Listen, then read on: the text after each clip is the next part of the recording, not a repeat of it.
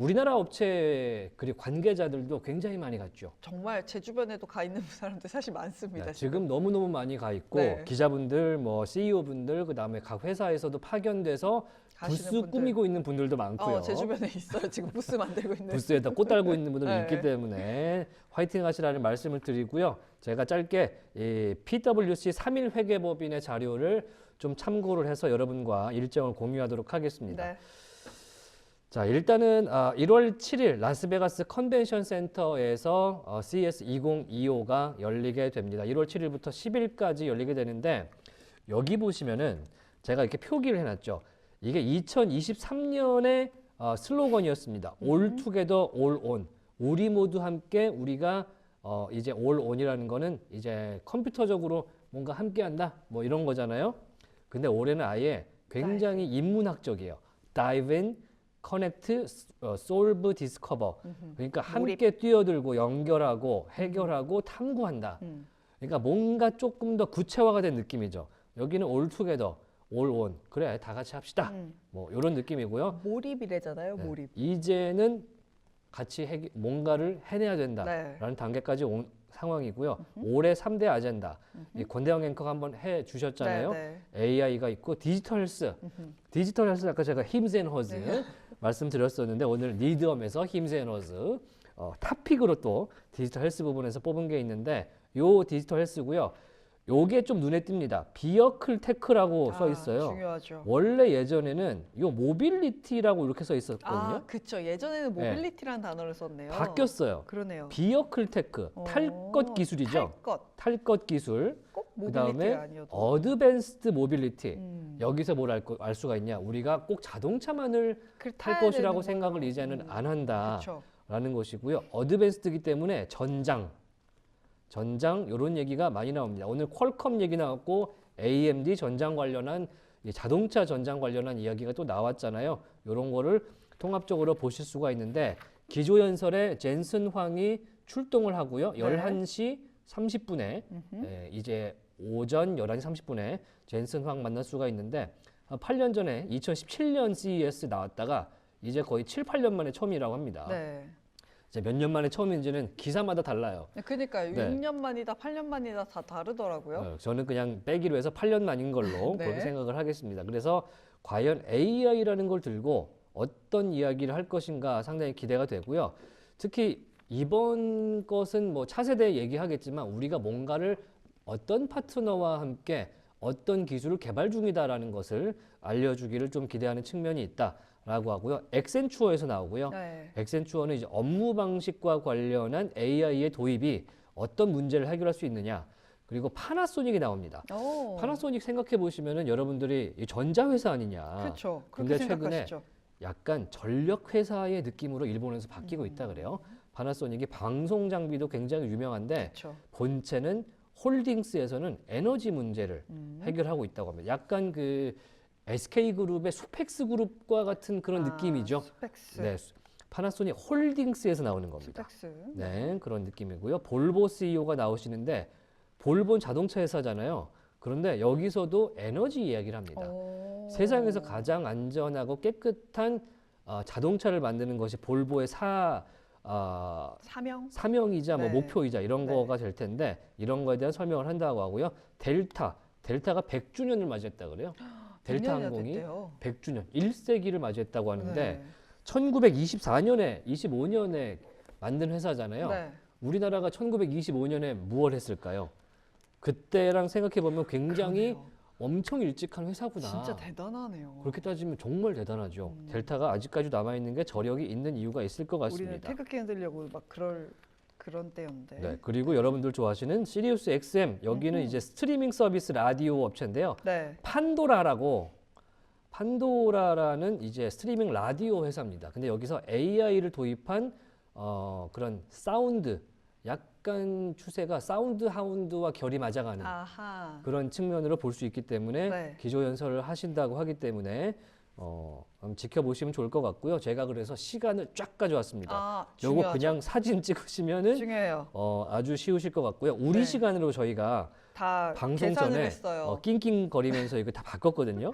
한번 보시면 좋습니다. 네. 지금 아마도 LG전자의 조주환 대표이사께서 발표를 하고 계시지 않을까 어. 생각이 되고요. 지금 LG전자 타임 기자회견 프레스 컨퍼런스입니다. 가지고 있고요. 그리고 7분 뒤에 인텔 공동 CEO가 나와서 인텔 이야기를 할 예정인데 인텔이 지금 기사가 안 그래도 계속해서 네. 생산이 되고 있는데 인텔의 루나 레이크라는 이제 노트북에 새로 들어가게 되는 저전력 칩셋과 관련한 그런 성능 과시하고요. 그 다음에 차세대 땡땡 레이크 뭐 이런 4세대 칩셋과 관련한 성능의 이야기를 하지 않을까라는 생각이 드는데 요거 말고 앞으로 우리가 파운드리 어떻게 하겠다. 그걸 좀 얘기를 좀 해줬으면 좋겠다라는 네. 생각도 해봅니다. 그리고 여러분들도 좋아하시는 리사수 선생님께서 새벽 4시 반에 또 등판을 하신다고 합니다. 요거는 기조 연설이에요. 네. 기자회견과 기조 연설은 좀 다르죠. 여기는 이제 회사 자체적으로 신제품을 내놓으면서 이제 기자분들을 초대하는 자리고요. 네. 요거는 이제 공식 석상 그 무대에서 해결하는 그런 자리이기 때문에 리사수 4시 반 그리고 삼성전자의 한종희 부회장님도 7시에 나오게 된다는 거. 아마 이거는 우리나라 프레스들을 좀 위한 시간대 선정이 아닌가 생각이 됩니다. 보통 일반적으로 그렇게 하거든요. 네. 그리고 11시 반에 젠슨 황 CEO가 있고요. 하루 이제 쉬어야죠. 여기는 이제 밤이 될 테니까요. 그리고 내일 오전 1시 30분에 파나소닉 있고요. 4시에 시리우스 XM 네. 그리고 하루 건너서 10시에 델타 그다음에 새벽 2시에 볼보 그리고 오전 7시에 엑센추어 CEO가 등판을 해서 기조연설을 이어나가게 되는데 네. 공식 발표는 여기예요. 개회사는 1월 8일 오전 1시가 개회사입니다. 공식적인 개회사. 요게 이제 시차가 있기 때문에 네. 라스베가스가 우리나라랑 시차가 17시간 17시간 나더라고요. 네. 그래서 요게 좀 늦어진다는 점 체크해 보시면 되고요. 개회사에서 아마 이것저것 얘기를 많이 할 때 이런 업체들과 관련된 이야기를 꺼내 놓을 걸로 하겠죠. 보입니다. 네. 그래서 우리가 봐야 될 것은 아마도 사실은 요렇게랑 요거 개회사까지 정도가 아닐까라는 네. 생각이 드는데 네. 여기도 이제 소프트웨어 땅까지 있기 때문에 같이 보시면 좋고요. 조금만 더 보시면은 섹터가 나뉘어져 있습니다. 네. 섹터 보시면은 5G로 시작해서 끝에는 로보틱스로 끝나요. 이게 초연결. 초연결. 예. 5G로 시작해서 통신으로 시작해서 뭐 로보틱스, 푸드테크로 시작해서 패션테크로 끝나고요. 그다음에 보안 얘기 나오고요. 드론으로 시작해서 스마트 시티로 끝이 나고 디지털 헬스, 게이밍과 스포츠. 그래서 오늘 게임 관련해서 게임 관련. 테이크2가 52주 신고가를 작성하는 그런 그랬어요? 모습을 또 그러네요. 보여줬습니다. 네. 게이밍 관련해서도 52주 신고가 작성해주는 모습이 있었기 때문에 네. 확인해 보시면 좋고요. 참고로 로블록스도 52주 신고가 작성했습니다. 진짜요? 자, 스마트 홈 있고요. 핀테크, 서스테이너빌리티, 메타버스, XR. 여기 이제 메타가 또 등장을 하게 되겠죠. 네. 과연 여기서 아까 이제 권 앵커가 보여주셨던 엔비디아의 AR 글래스 네. 나올 수 있을지 여기서 한번 체크해 보도록 하고요.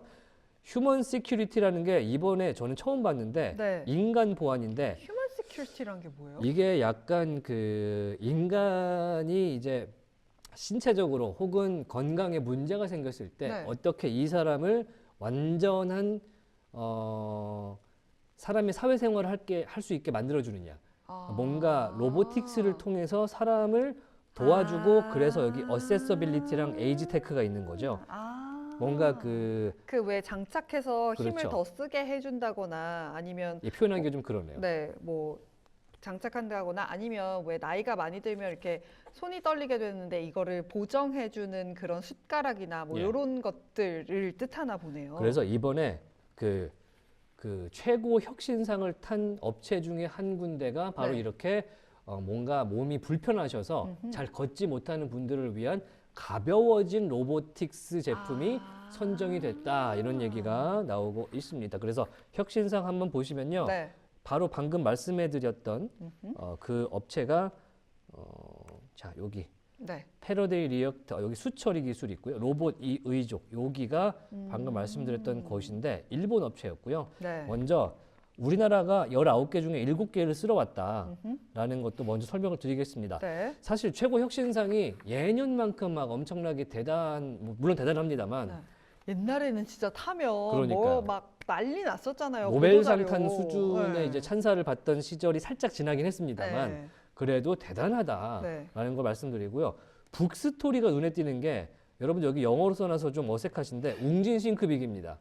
웅진 싱크빅이 웅진 싱크빅 AI 섹터에서 AI 플랫폼으로 최고 혁신상을 와. 수상했는데 네. 제가 이제 웅진 싱크빅에 요거 개발하시는 CTO랑 인터뷰를 한 적이 있는데요. 오. 웅진 쪽에서 굉장히 그 교육용으로 AI를 개발한 지 오래됐습니다. 오. 그래서 이런 플랫폼을 개발하는데 심혈을 기울이고 네. 있다라는 점에서 우리나라 상 탔으니까 칭찬해드리고요.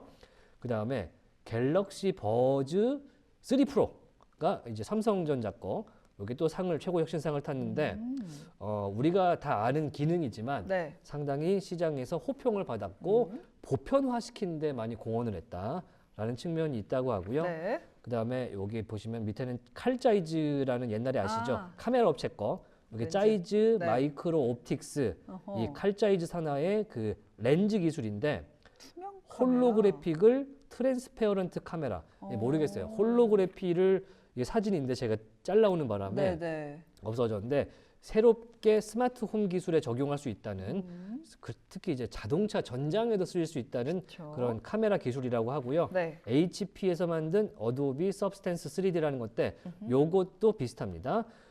그다음에 야외 활동용 외골격 요것도 이제 중국 분들이 이제 제작하신 로보틱스 기술인데 요새 중국은 로보틱스 장난 아니잖아요. 아, 장난 아니죠. 요것도 이제 로봇가 지원해주는 활동할 수 있는 일종의 의수 이런 걸로 보시면 될 것 같고요. 네. 눈에 띄는 게 또 하나 있죠. 이제 상장사 중에 가민이 있어요. 가민이 우리가 아는 그 가민. 그 가민 맞죠. 잠수부 분들이 뭐 이렇게 레포츠 할 때도 쓰시는 거. 가민에서도 호식용 위성통신기로 최고 혁신상 탔다. 거 보여드리고요. 이제 여기는 우리나라 거 위주로 보겠습니다. 뭐 고스트패스라는 곳에서 온디바이스 생체 인증, 수프리마 AI 금융범죄 예방용 AI, SKT에서 스캠 뱅가드라는 거 AI 소프트웨어 만들었고요.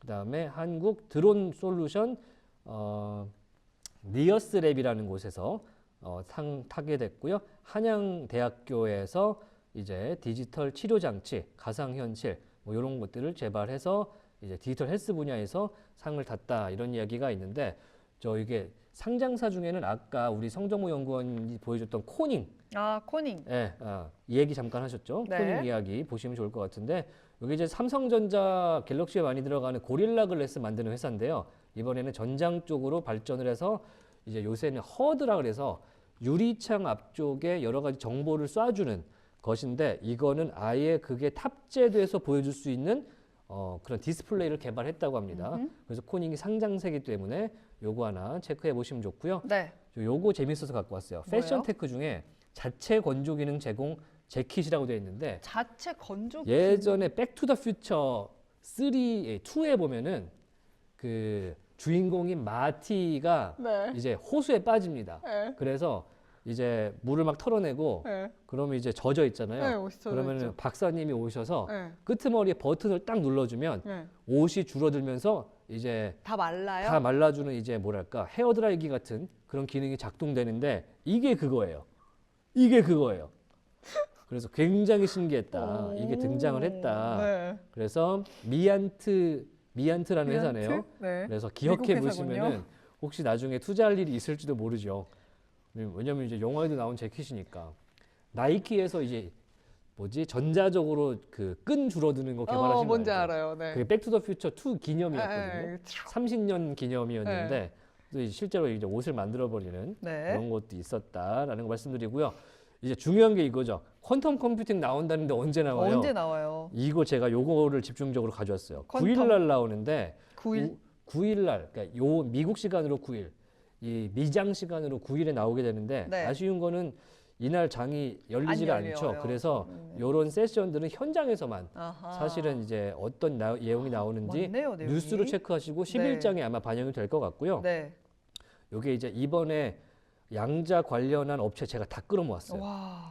IBM이 등판하는데 IBM에서 IBM Q 시스템 업그레이드 발표하고요. 구글의 윌로우 어허. 다시 한번 선보이고요. 네. 아마존에서 이 양자 컴퓨팅 관련된 플랫폼을 아마존은 만드는데 요걸 가지고 뭘 했는지 네. 설명하는 발표가 있고요. MSFT 마이크로소프트에서 애저 뭐랄까 클라우드 서비스잖아요.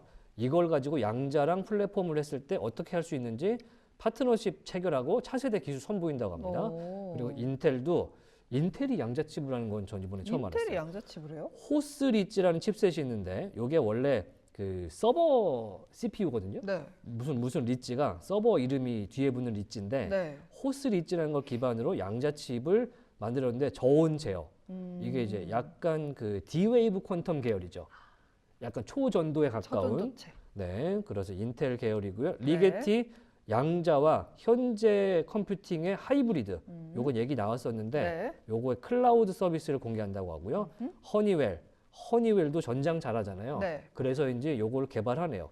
이온 트랩이 아이온 Q가 1등이잖아요. 네. 요 허니웰도 같은 걸 개발하고 있어요. 그래서 어떤 업그레이드라고 어떤 파트너십 델 같이 하고 있고요. D-웨이브 상용 양자 컴퓨팅 최초로 만든 회사인데 이번에 하이브리드를 공개한다고 하는데 약간 리게티 같은 성격이 아닐까라는 아하. 추정이 좀 있는데 이게 D가 디센트럴라이즈드 블록체인 기반이잖아요. 네. 그래서 그쪽일 수도 있겠다라는 추정이 나오고 있다고 합니다. 아이온 Q 최신 기술과 응용 사례 공유한다고 하고요. 퀀텀 컴퓨팅, 양자 컴퓨팅의 새로운 하드웨어와 소프트웨어 공개한다고 하고요.